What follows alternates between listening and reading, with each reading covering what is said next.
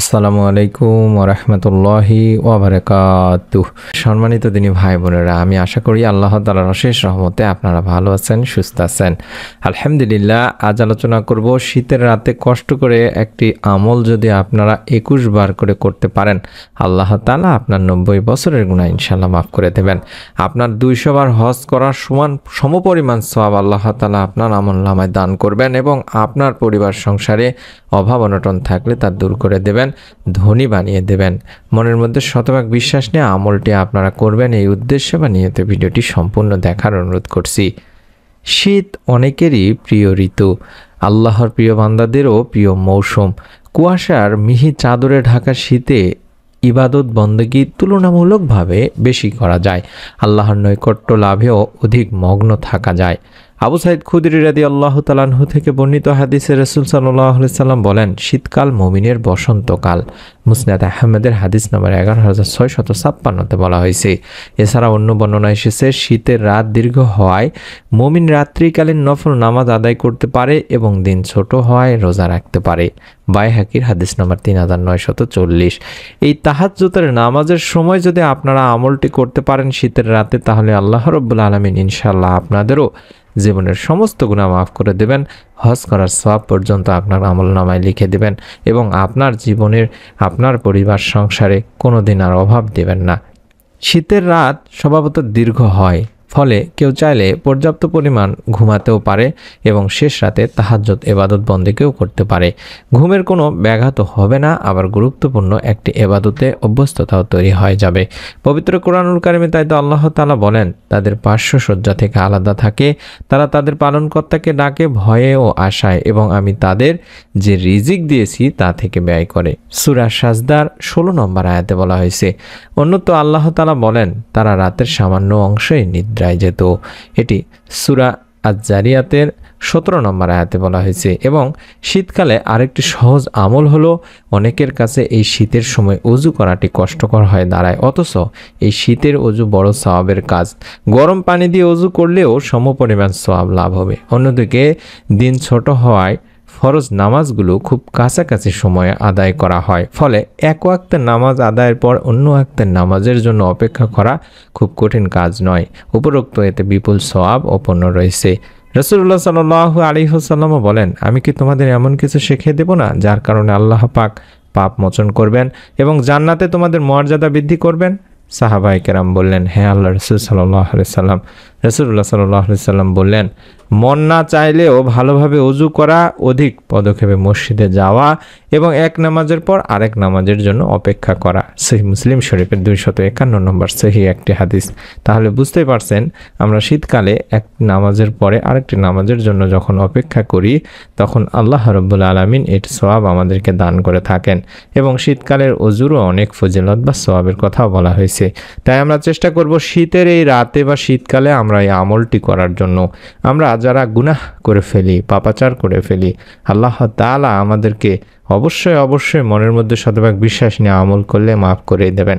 কারণ পাপী বান্দাদের আল্লাহ তাআলা আশার বাণী শুনিয়েছেন। বর্ণিত হয়েছে, হে আমার বান্দারা, যারা নিজেদের উপরে জুলুম করেছো, তোমরা আল্লাহর রহমত থেকে নিরাশ হও না। নিশ্চয়ই আল্লাহ সব গুনাহ মাফ করেন, তিনি ক্ষমাশীল পরম দয়ালু। তাই আপনি যদি মনের মধ্যে বিশ্বাস নিয়ে আমলটি করেন, আল্লাহ তাআলা ইনশাআল্লাহ আপনাকে মাফ করে দেবেন। যে দোয়াটি আপনাকে 21 বার পড়তে বলবো গুনাহ মাফের জন্য, সেই দোয়াটি আমি স্ক্রিনের মধ্যে দেখাই দিচ্ছি। রব্বি ইন্নী যালামতু নাফসি ফাগফিরলি, রব্বি ইন্নী যালামতু নাফসি ফাগফিরলি। এভাবে অন্তত 21 বার পড়বেন শীতের রাতে, মাগরিবের নামাজের পর, এশার নামাজের পর, কিংবা আপনি তাহাজ্জুদের পরে, কিংবা আপনি যখন ঘুমাতে যাবেন তখন আমলটি করতে পারেন।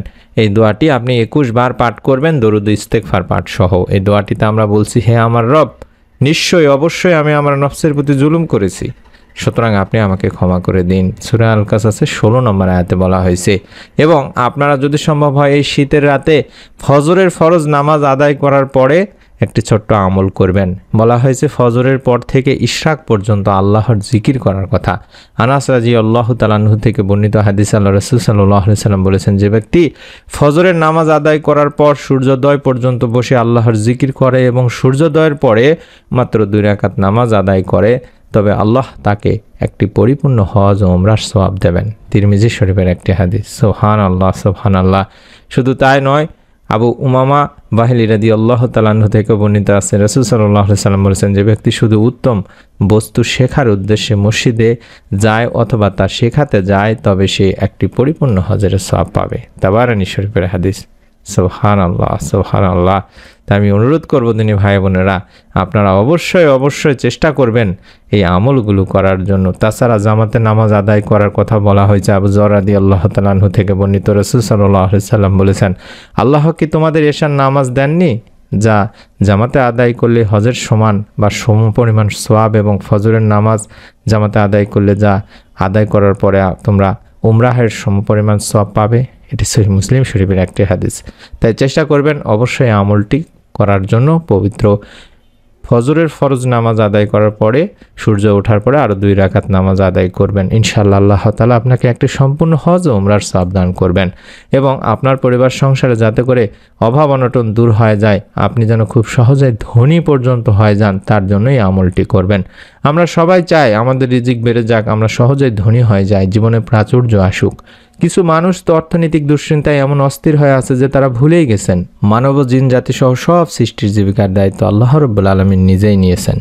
মহান আল্লাহ পাক বলেন, আর আমি তো বলেছি তোমরা তোমাদের প্রভুর কাছে ক্ষমা প্রার্থনা করো, নিশ্চয়ই তিনি অত্যন্ত ক্ষমাশীল, তিনি তোমাদের জন্য প্রচুর বৃষ্টিপাত করবেন, এবং তিনি তোমাদের ধন সম্পদ ও সন্তান সন্ততি দ্বারা সমৃদ্ধ করবেন। সূরা নূর আয়াত 10 থেকে 12-তে বলা হয়েছে।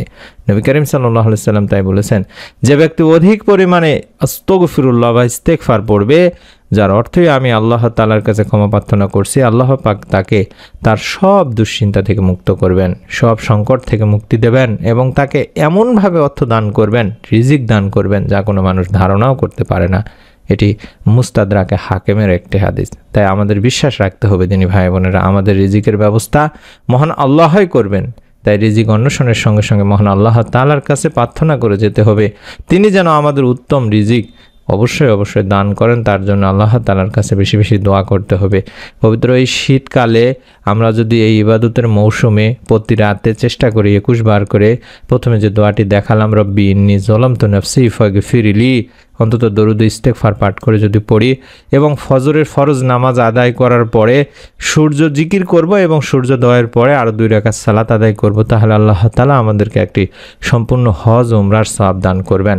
এবং প্রতিদিন যদি কম করে হলেও আস্তাগফিরুল্লাহ বেশি বেশি পড়তে পারি, এই রাতের বেলা অন্তত 21 বার যদি ইস্তেগফার পড়ে আল্লাহ তাআলার কাছে 2 হাত তুলে দোয়া করি, আল্লাহ রাব্বুল আলামিন আমাদেরকে রিজিকে বরকত দান করবেন। তাই অনুরোধ করছি অবশ্যই আমলগুলো করবেন। বিশ্বাস মনের মধ্যে শতভাগ নিয়ে অন্তত ভিডিওটিতে একটি করে লাইক দিন, কমেন্ট সেকশন অন্তত আমিন লিখে নিয়ত করে ফেলুন। পরবর্তী নতুন আমলের ভিডিওগুলো পাওয়ার জন্য এবং এই ভিডিওটি আপনার নিকট আত্মীয় স্বজনের কাছে শেয়ার করে দেওয়ার অনুরোধ করছি।